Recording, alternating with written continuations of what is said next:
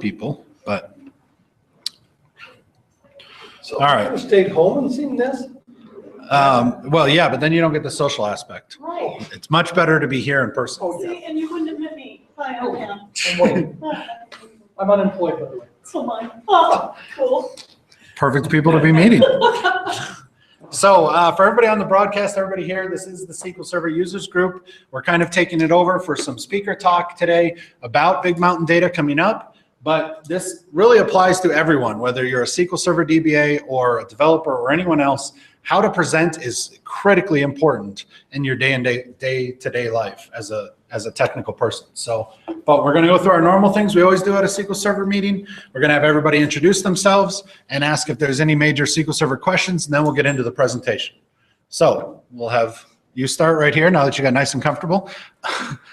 Name, place of employment or non-place of employment. My name is Wayne Karchner. I am currently looking for employment. I know SQL very well. If anybody wants to offer me a job right now, come talk to me. Don't even wait for the end of this. I am married, otherwise it would be even a better introduction. Pam, go ahead. I'm Pam Bradford, and I work wherever I want to. Okay. Barton? Or did you want to add more, Pam? I'm a data architect here at Intermountain Healthcare. Okay. Ben?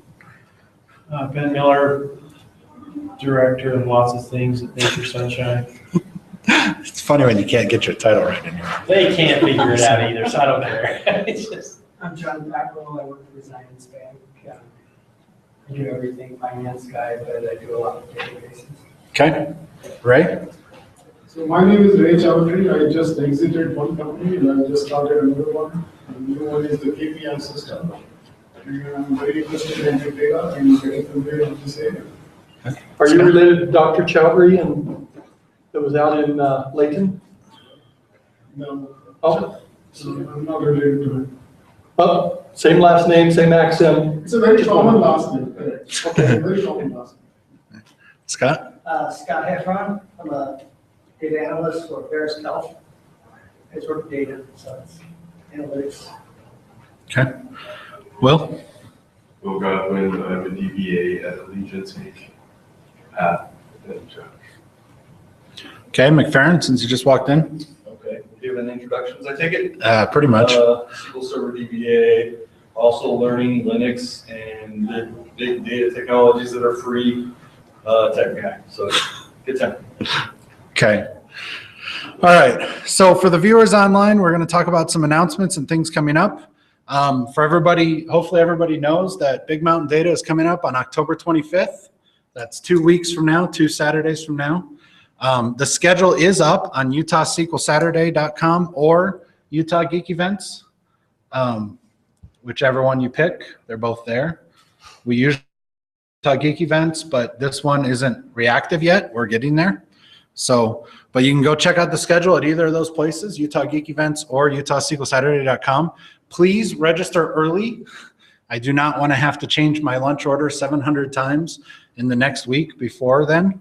So it is a completely free event. You will get fed lunch and everything else. So, and lots of sponsors, lots of giveaways, really a great time. And you're not going to see this diverse of a schedule at any SQL Saturday or data convention that you go to. I mean, we've got everything from SQL Server to Hadoop to where was the MLib one? Yeah, there's data mining, data learning. There's all sorts of great stuff here. Definitely a lot of great sessions to attend. Okay. Let's see. Let me get back down to my presentation so we can get to that part. All right, that's showing up there. Yeah. Background theme we're going to use for our slides. No, you're not going to have a background theme for your slides. Okay, so as I go ahead and get into this presentation, and if you have questions on the Hangout, please post them, but I'll have to check on them in a minute because I can't see them right now.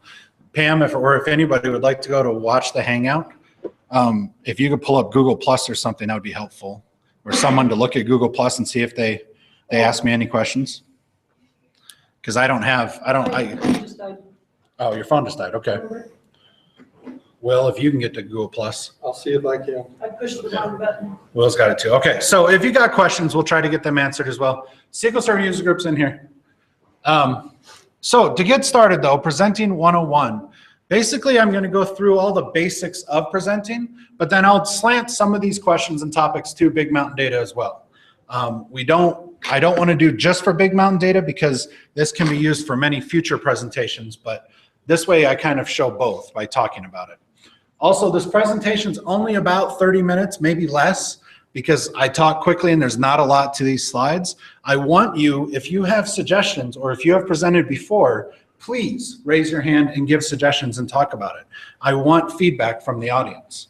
How many people have presented before to a group like this, users group or something else? Okay, good majority of you have.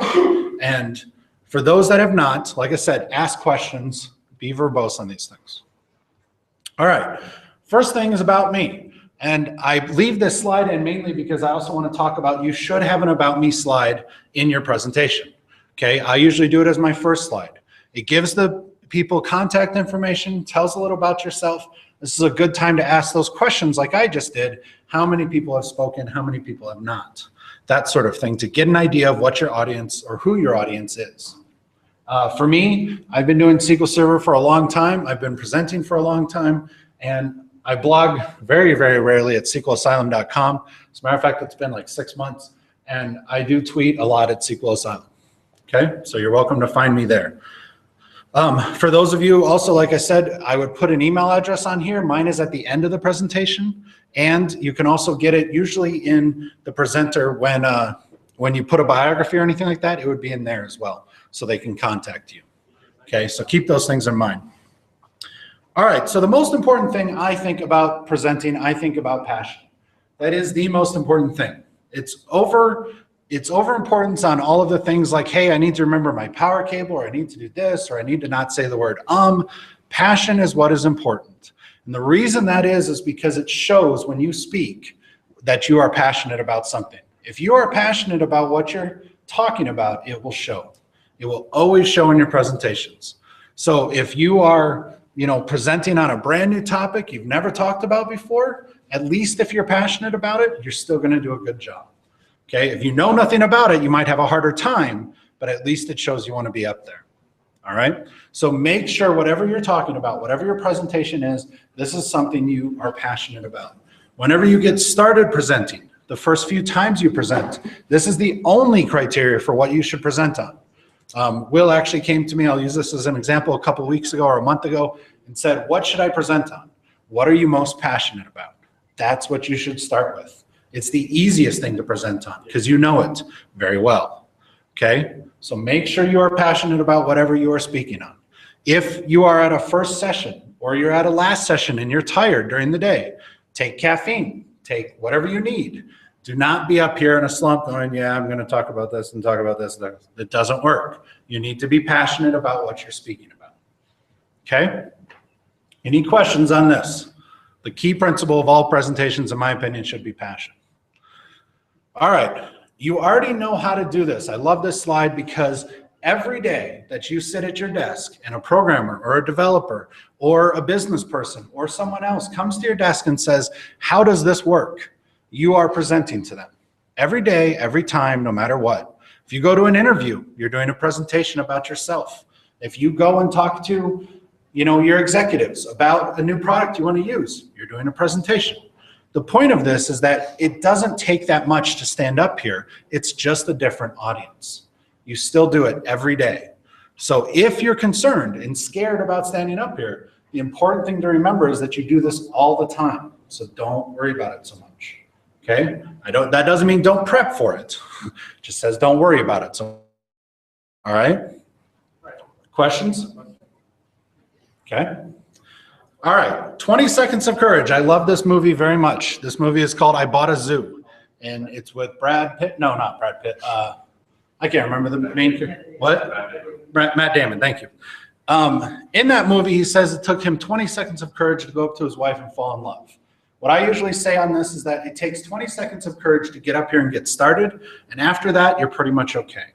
If you can get over that initial piece of worrying about it and stressing about it, you're probably going to be just fine.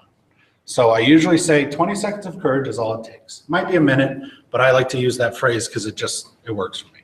So yes, sir. I've talked to some people that because they have stage fright, they will never do it. Mhm.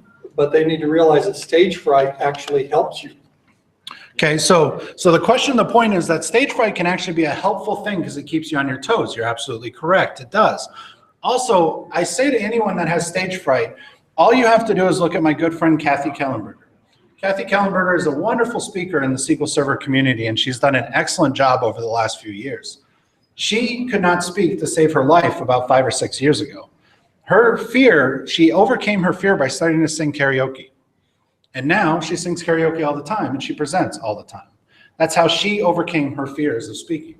So you can do whatever you need to do to start overcoming that fear, but don't let it grip you all the time. It's important to start learning this. And again, think about it. You do it every day. Every day you present to somebody. I guarantee it. So don't be so afraid of standing up here in front of a bigger crowd, or even 80 to 100 of them at Big Mountain Data. Okay.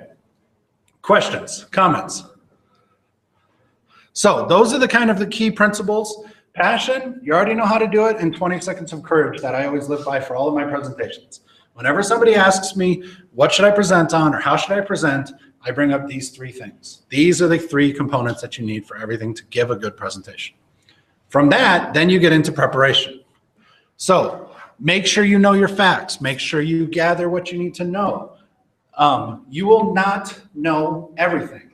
You will not have every answer to every question in the room. I've sat in the room with some of the best SQL Server people in the world, and they still said, I don't know. And that's not a wrong answer. What I always suggest here is the same thing that Kimberly Tripp suggested many, many years ago. Whenever you have a problem that you can't solve or you have an I don't know, write it down. Write down the question and then follow up with the person later on. Get their email address, ask them afterwards, talk to them about it. Make sure you follow up so you keep that communication going, okay? Don't leave it out there, just write it down and then follow up the next time. Typically on my presentations that are very technical, I bring a little book with me and I write down questions as I go if I need to, okay? There's nothing wrong with that. But keep in mind to gather your facts as much as possible. That's the best and important thing. Study your slides. What I mean by this is review them. Don't make them too long. We do not want thousands of bullet points on any slide. If you ever have a question about this, YouTube, Death by PowerPoint. It's one of the funniest things you'll ever see if you're a presenter. It's hilarious. Everything he does in there, you should not do. Okay, but it's very funny. Make sure that you prepare your slides. Make sure they animate the way that you want. Make sure they look the way that you want. Be careful about crazy or weird colored fonts. Projectors can be very, very finicky. We had one projector at one event that wouldn't show yellow fonts in one presentation. That's it, yellow. And he highlighted everything. So every time the slide came up, it had a big blank spot in the middle of it. It was quite funny at the time, but it was really sad too at the same time. So be very careful about your fonts that you use. You saw that this presentation is black and white. I like my presentations to be as simple as possible because I would rather you listen to me than read my slides over and over again, okay? So I keep my presentations very simple, very clean. That's just my way of doing it. Everyone else has their own way, but think about things like dark slides in dark rooms don't show well, okay? And black letters on dark slides, yeah, not gonna happen. Think about these things when you prepare your slides. Present to an empty room. This is one of my favorite things to do. Not because I like to hear myself talk, but because it gets my timings right and it gets me figuring out what I'm going to do. A week before an event, this conference, any conference, go to one of the conference rooms in your building or wherever you are, connect to the projector and walk through your slides. You don't have to say it at the same speed I do. I actually do it a little faster. But at some point, you should present the whole thing so you can get your timing down. What I mean by timing is that you need to know if you're going to take 45 minutes for this presentation or 2 hours, okay? You should always go a little bit over the time, but you should be careful there because you've got question and answers as well. I'm a person that likes interactive presentations. I want you to interrupt me with questions all the time. Some presenters will say, hold your questions to the end. That personally really annoys me because I forget my question by the end, but some people do that. Okay, if you are presenting in that way, make sure you know that you could have a big question and answer time at the end. Okay, so my preference is tell people right up front, please ask me any questions, please interrupt me at any time, and I would love to answer your questions. Yes, sir. There's also not a problem with planting questions. Yes, that's true. There is not. We do that. The question was, is there a problem with planting questions? There's not. To put your own questions in place, or someone in the audience may ask a question as well that you know the answer to, something like that. So those are a possibility as well. For Big Mountain Data, all the sessions are 60 minutes long. We always suggest 45 minutes for the presentation, 15 minutes of question and answer. That doesn't have to be at the end. That can be all throughout it. Basically, the goal is that you take 60 minutes total time, okay? If you let your people out a little early, they might be a little happy about that, but they also might not be because you might have missed something in your content. So try to get it as close to 60 minutes as possible. All of them are 60 minutes. All of them are 60 minutes, all sessions throughout the day. They're all the same. Okay. There was a session available on the sheet to put in 30 minutes. Yeah. And I think I emailed all the people that submitted 30 minutes, maybe not you, because you look surprised, Yeah. about extending the presentation or changing it. Okay. It was left over from a previous camp that we allowed different timing sessions. Okay. All sessions are 60 minutes this time. Okay, so make sure you present to an empty room. Make sure you present to others. Okay, your family, unfortunately, they have to, listen to you. They're your family. It might be boring to them, but you should still do it. Don't present to like the dog. It's not going to give you much feedback, but the rest of the family, great people to present to. And if they're bored and they're falling asleep, don't take that as an indicator of your presentation is terrible. They just may not know anything about it. Great for that. Thank you, Chuck. Make sure you shut off your cell phone. I'm actually going to bring that up in a second, but so we'll go to that. All right. Any questions on preparation? Any other comments on preparation? Way quiet crowd today. We're not going to take the full amount of time. Yes, Scott. The one thing I would say is if you're presenting it, wait a day and do it again, and see if you really have to do all slides or if in the correct order. Okay, so Scott's point is check your slides order and whether or not you have to show all the slides. Is that what you're pointing out? So there's a couple comments I'll put there really quick. One, order, absolutely. Make sure your slides are in the right order. Go through them. That's why you do your timings. Two, hide slides. Don't show a slide and then say, oh, never mind, we're not going to talk about this. That's bad because the entire crowd then wants to know why you didn't talk about that slide. You need to hide it or delete it, period. PowerPoint will let you hide it. I think Keynote will as well. But if you hide it and you give the presentation to the SQL Saturday or to us or anybody else, somebody's going to download it and they're going to wonder why the slide was hidden. So I typically delete slides. I don't hide them unless I hide it and then put a huge comment on why I hid it because people will ask you. So absolutely, Scott, great point. Make sure you get the order correct. And if you're hiding slides, don't show them and bring them up. Okay, don't put that content up there where people ask questions. Yes, sir. And clean up your previous demos. Yeah, clean out your previous demos, yes. Well, we'll get to demo right here. Oh, there we go. Yes. So demo is pretty self-explanatory. Test, test, test, test. The day of, test. The afternoon of, test. The day before, test.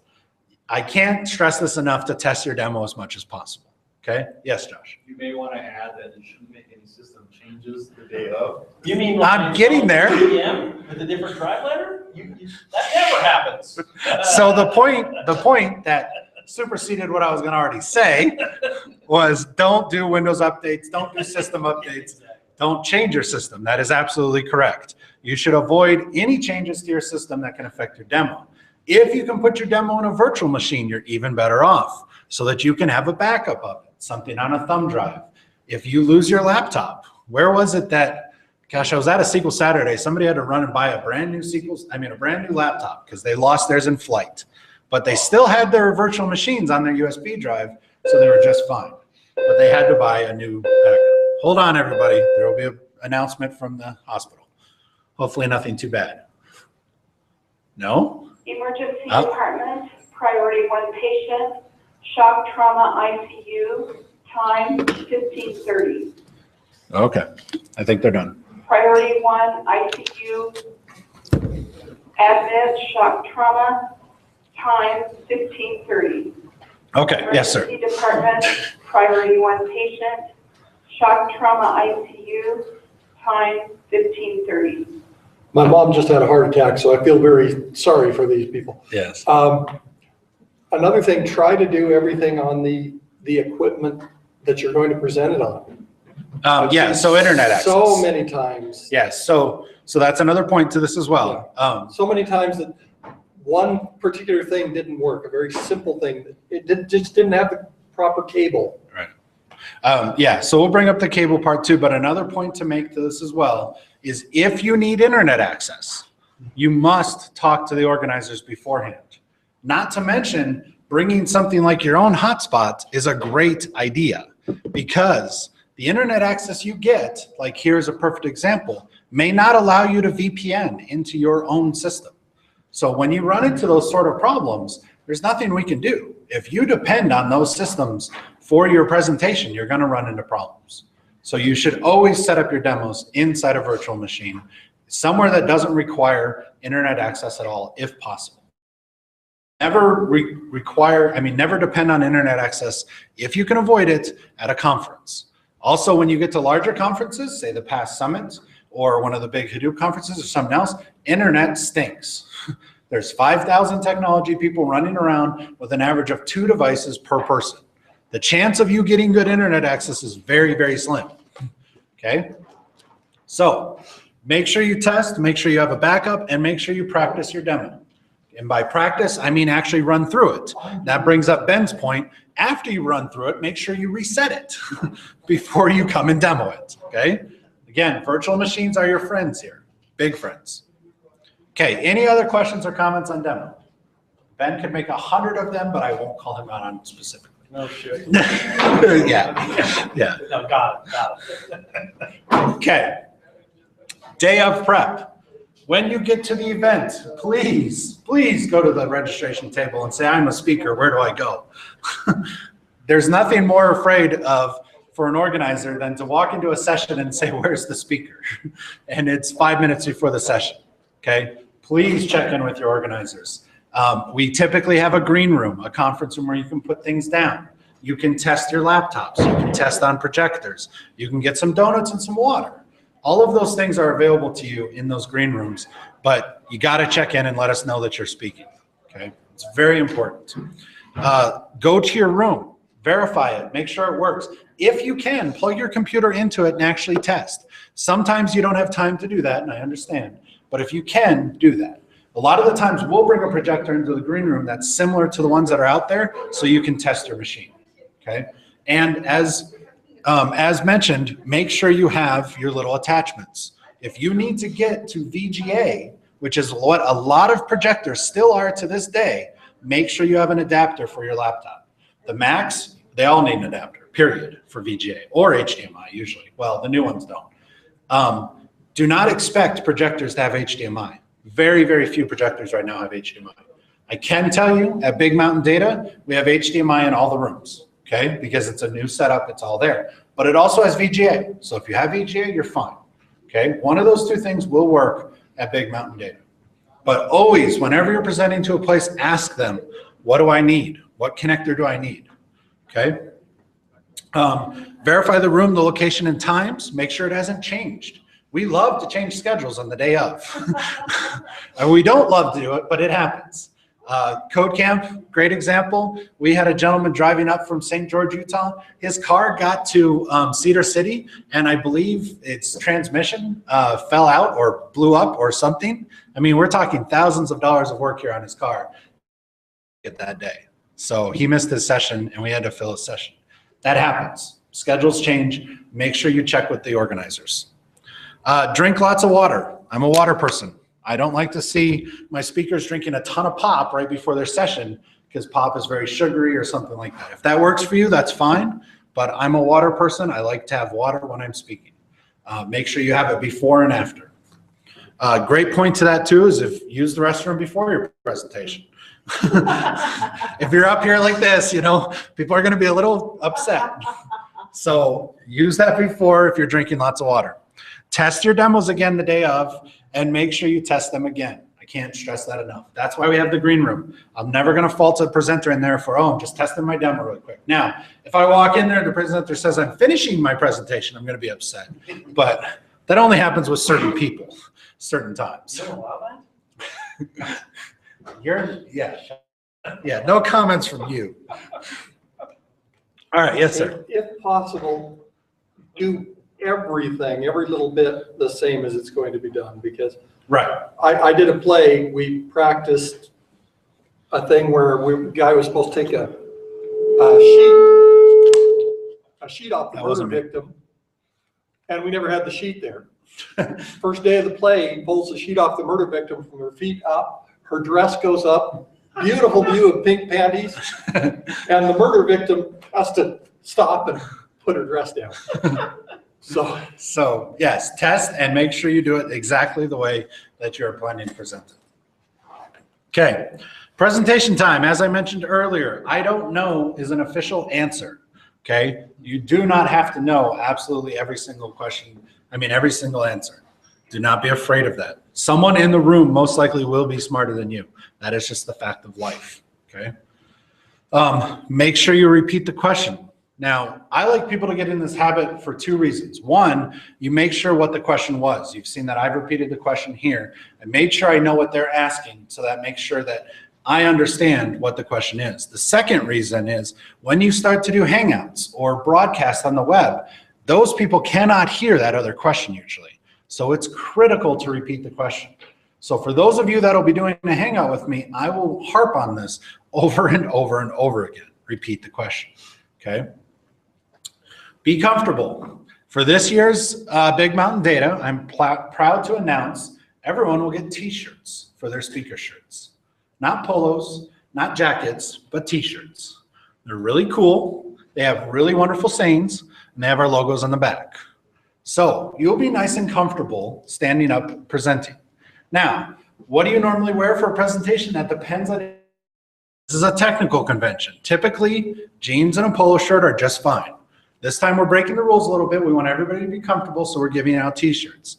Not only are we having our speakers in t-shirts, but we're giving out 500 t-shirts to all of our attendees as well. So there's going to be t-shirts all over the day. Okay, so plan to be in a t-shirt for your presentation. If you can't handle that, then too bad, you can't present. No. No, I would like to see everyone wearing the t-shirts. You're going to love them. Trust me. What color are they? They're black with white lettering, and they have very interesting slogans and phrases on them. Okay. There's 5 different slogans and phrases. All the speakers have a very specific one that I did just for them. So, Wow, okay. yeah, like I said, you're not gonna want to miss. These will be the go-to. I mean, these will be the I want one of these items, and we will run out of shirts probably. So mine doesn't have hashtag shift delete. no, Okay, good, because I didn't customize them to every speaker. just check it. That's a great idea for next year. Check it. It's not Okay. too late. Yeah. Let me to see you with ideas. So the important part here is be comfortable in what you're doing. You don't have to wear a 3-piece suit to come and present. Maybe the audience does need that sometimes, but for me, I'd rather be comfortable up here, okay? Plug in your computer. Bring your power cable, please. Please bring your power cable. I don't care if your computer can go for 2 hours, you still should plug it in. And the reason is that it likes to go to sleep mode if it doesn't have its power plugged in. So in the middle of the presentation, all of a sudden we'll see bubbles or your desktop or something. Don't do that. Plug it in. Make sure everything's deleted off your desktop. That would be a good idea too, yes. I make sure you're what? That's coming up here right in a second. Or did I leave that off? Yeah, make sure, and I did that right before here, close Skype, close Pigeon, close GChat, close inbox messages, close everything but PowerPoint in your demo essentially, or just your demo or whatever you're using to present, because you don't want those annoying little pop-ups coming up in your presentation, unless you're Brent Dozer. So eyes up on your audience. Please do not hide behind the keyboard and type a whole bunch, okay? That's great that you're showing a demo, but you should have a canned set of code that you can run and then step out and say, okay, here, this is what I'm doing. Here's how it's working and stuff like that. Do not hide behind the podium. Do not hide. Make sure you're up and speaking and talking to people, okay? It's much more engaging this way. I use a technique that they do in theater called blocking, meaning I'm only walking between a few steps. You guys have seen me walking around up here. I like to move, but I only move in a certain place, so I know I'm not going to run into that table. I'm not going to run into this mic. I'm not going to fall off the stage. I know exactly where I'm walking, and I only move in these very few spaces, okay? So when you get up there, when you're getting ready to present, find your area and stick to that area. The more that you memorize that, the less your mind's going to go off to something else. Oh yeah, so this one I left up here on purpose. This is one of the things that I mentioned earlier. Don't put something on your slide you don't want there. And I left this for this presentation specifically. When we were doing a student presentation, we suggested this, but I wasn't going to speak about it. I was just going to completely gloss over it, and I was going to see if anybody picked it up. But that's my point here, is that don't leave something on your slide that doesn't need to be there. Someone will ask a question on it. Only keep the items that are needed in that session, okay? For this case, we don't need that. We're not worrying about the students. That's not going to be a problem in these sessions. Keep things active, keep them moving. Same thing, that was more for the students, but at the same time, you've got a bunch of technical people. They're going to get bored if you don't moving, you don't stay up, you don't keep talking a lot, okay? And there's my also example of that presentation time for the student edition. I was supposed to take this slide out. I did not. And like I said, I did this specifically on purpose to say, don't put in a slide that you don't have. I mean, that you don't want to talk to, okay? Feedback and follow-up. So if you blog about your presentation, how it went. Tell everybody about how the conference went for you. We would love the publicity. We want that as much as possible. Follow up with the people that I told you earlier that asked you questions. That's always a good thing to show that you're following up with them.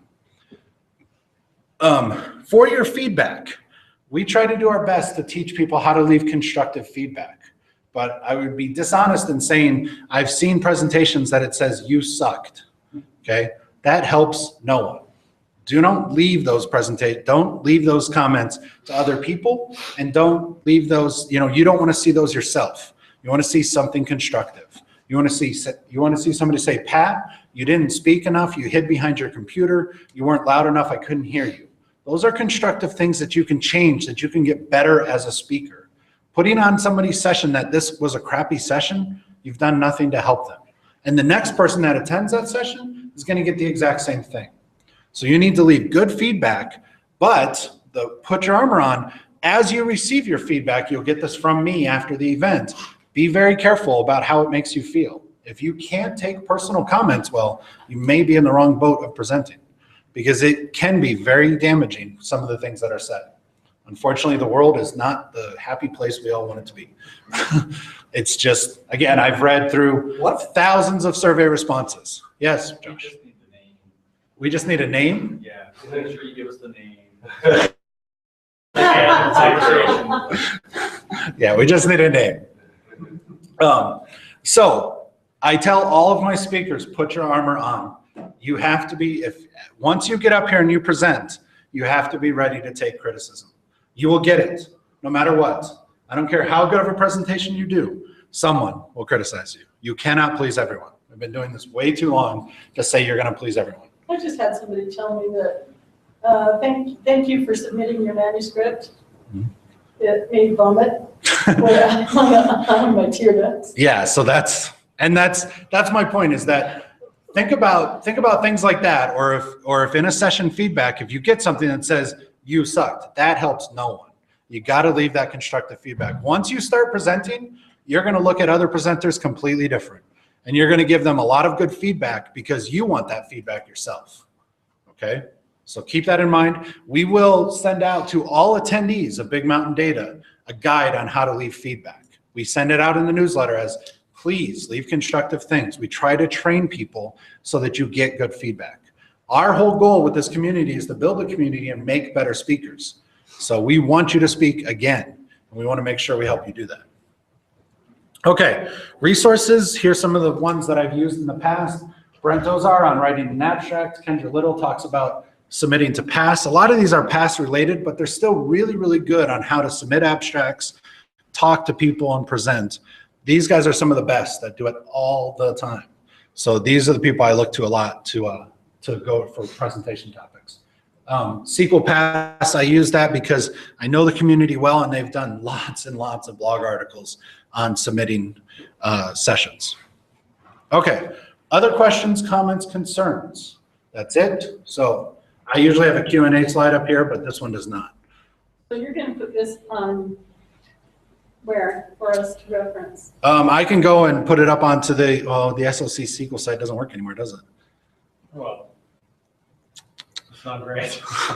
I'll get it out as a link tomorrow in the newsletter. I'll put it out on my Dropbox and do it that way. Actually, though, why bother? The Google Hangout is recording this right now. Just go to that tomorrow. If you have any questions, go back to it. You can even fast forward and rewind. You could probably slow me down, make me sound really weird, all sorts of things like that. Yeah. So the Google Hangout's recording this and broadcasting it right now. I think we have 3 people. Will, were you able to get in? Did we get any questions? I don't see any questions.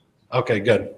Yeah, so that's being recorded. In about half an hour when I hit stop, or whenever we hit stop, it'll immediately be there and you can just go and click on it again.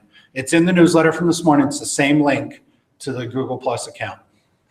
Okay, other comments, anything I missed on presenting? Ben, you've done this as long as I have. Any comments, anything else you wanted to add? No, just yeah, I like to check ego at the door with the students one. I mean, we really harped on that one when we did the student one. Yeah, that was it big. It really isn't about you and how good you are. It's the community sharing concept. That's what's really about.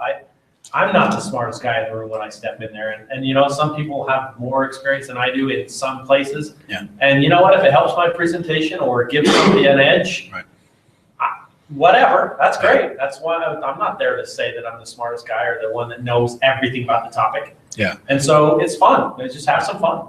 Yeah, so another good point to that too that I could probably bring up in here is that how to deal with the person that does know it all and that wants to keep the question going no matter what. So in other words, if you're in a very technical presentation, you could get someone that says, yeah, but what about this? And then what about this? And what about this? And they keep going and they say, oh, no, I want to go this way, or I want to do it this way, or they just want to argue with you essentially is what they're looking to do. Basically, the answer is you've made a lot of great valid points. I would love to talk to you about this more afterwards, but I need to keep this presentation going, and please come and see me after the event or after the session, and I'll happily go and talk to you about that. That's how you handle that. Basically, you just say, I've got to keep the presentation moving. Please come and see me afterwards. So if you run into that situation, similar to what Ben talks about, where somebody knows too much or they want to just go down a path you can't go, don't go down there because you'll run out of time. I guarantee it. You'll go down a rabbit hole you can't come back from.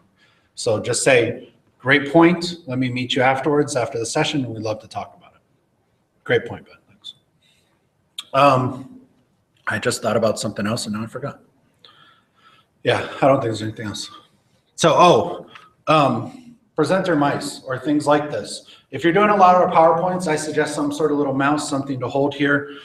If you get into presenting a lot, I really suggest these little Logitech guys.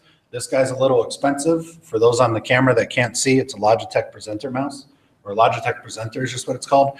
What I like about this version is it has a timer. This vibrated about 10 minutes ago when it said, hey, you're out of time. So I timed myself a little earlier. That's what I typically do when I'm doing this presentation because I want to give time for Q&A. So I set the timer beforehand, I hit go, and as I'm going through my session, it vibrates when it's time to get to say 30 minutes or 25 minutes or something like that. So nobody knew, but I knew exactly what time I was in my session. Does it do multiple? No, it doesn't. It has multiple vibrates. I believe if you set it for like 30 minutes, you'll get a 10-minute, and then you'll get a 5-minute, and then I think you'll get the final one. Or maybe it's a 2. Laser too? Yeah, it does. Yeah, green. Green laser. Yep. Sweet. So they're nice little things. Like I said, there's other variations of it. Not many with timers though. You can get cheaper ones. You can definitely get cheaper ones, but not the ones with timers. Yeah, Ben, did you have them? Yeah, I was just going to say for SQL Saturday stuff, presenters, it's also important to get your slide deck and your demo zip up, present upload it into the SQL Saturday site before you present, so that inevitably you're going to get, hey, can we Get the a slides. copy of this? Right, It's like right. they're already up there. So- Go up there, get it. So Ben's point is exactly that. Get your slides and get your deck and get your demo up to those sites before you actually present. Now, those of you that have submitted through SQL Saturday, that method is already there. It's already set up. It's already ready to go. For those that submitted through Geek Events, we're going to have to put it up on the site for you. So I'll probably send out a message early next week, say, if you could please send me your presentations, I will get them up on the site for you. We don't have a system to do that already. But for anybody that submitted through SQL Saturday, excuse me, you'll get a little upload link, and all you have to do is click on it and go to the presentation. Okay? Other questions? No? There's an app called Office Remote. I think it's on Android and iOS, but it basically allows you to use your smartphone to control your presentation as well. Oh, really? Martin You mentions, don't have $80 to go spend on. does it have a timer on it? It does, well, How many timers can you have on Android? you've got a phone. Yeah, so- Yes. Mine's gonna But be. you can at least, advance your slides and whatnot. Okay, cool. So Martin's, for everybody on the phone, Martin's mentioned that there's an Office Remote application you can get for Android. Is it iOS too as well? I've got it on a Windows phone, but I'm pretty Okay. sure it's on Android and iOS. Okay. What's it called again? Office. Remote. Office Remote. Office Remote. Office Remote to control your slides, that controls it from your computer, right? So that would control here, not like from a projector. Because sometimes projectors have their own controls as well, separately, Yeah, it's just. It's for the computer? Interface Okay. your phone with your with your computer. PowerPoint presentation. Okay, cool. That's another way to do it. Yep. Like I said, if you do a lot of presentations, I like this. That's what I got into using all the time. Any other questions, comments, concerns? No? All right, everybody grab a flyer up here if you would like. If you're not, please put them up around your cubes, around your offices, whatever, get the word out. October 25th, Big Mountain Data. Like I said, this will not only be the biggest data event in Utah, it'll have the most diverse. I mean, we'll have SQL Server sessions, we'll have NoSQL, we'll have everything. If you are into data at all, this is the place to be. You can find out any topics.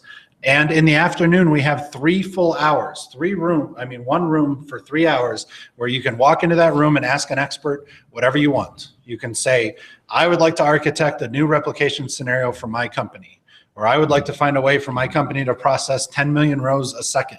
And they'll walk you through how they would do it, have some of their suggestions. All of that 100% free of charge in the afternoon. So it right there is a great chance to get different ideas and topics on anything that you're working on right now. Bounce the ideas off somebody else. So definitely not a thing to miss. Okay, anything else? No? All right, that's it, everybody. Thank you for coming. We're gonna have a short meeting today. Yes, Chuck? Can I make an announcement about the job? Yes, you can. Why don't you come up here and get in the microphone so it's recorded forever? Forever and ever. This might come up. That one right there. They'll hear you from there, don't worry. I don't know if any of you know me. My name's Chuck Todd, and I've got my own little business. I just do a lot of consulting, SQL stuff, and a lot of reporting stuff. And one of my clients is they need some more people, and I'm kind of doing this as a headhunter role, although I'm a contractor myself, and do a lot of work. And I'll be there with you to help get you oil and stuff. And I'm there kind of part time. But if anybody's looking for work, they need somebody that's on site. I've got lots of people want to do remote, but we need somebody on site 40 hours a week. It's an indefinite amount of work forever and ever. And if you want to be hired by that company, I don't do any buyouts or anything like that. You just, if they like you, they hire you. And good for you. So What's get with the- me, huh? What is the word? What's the, It's mostly reporting services, SQL, some integration services. It's a hodgepodge of data. We've had a lot of turnover there. I've been there a year and I've seen 5 people come and go. Can you tell us where it is? It's in Salt Lake. It's a trucking company. Out by the Is airport. CR England? Yeah, Okay. yeah. I would give you my resume, but I just applied there. Oh, did you? Through K-Force or somebody? I know they've sent a lot of people over. Might have been K-Force. I'd have to go home and look. Yeah, I get so many recruiters, I forget who's who. yeah. Those recruiters, it's a new thing for me. I've just been a one-man show with several clients. My main bread and butter keeps me really busy. But I've been doing some work for England for about a year. And like I said, it's several people come and gone, but Are they decent to work for? the guy is, except it's, everything he has is an emergency. It's kind of stress, you know, need it now. He needs it, and then he interrupts you with something else he needs, but. If I needed it tomorrow, I'd give it to you tomorrow, is that kind of thing? Yeah, but it's constant work. It's a steady work, so. Okay. If anybody's interested, let me know. All right. Thanks, Chuck.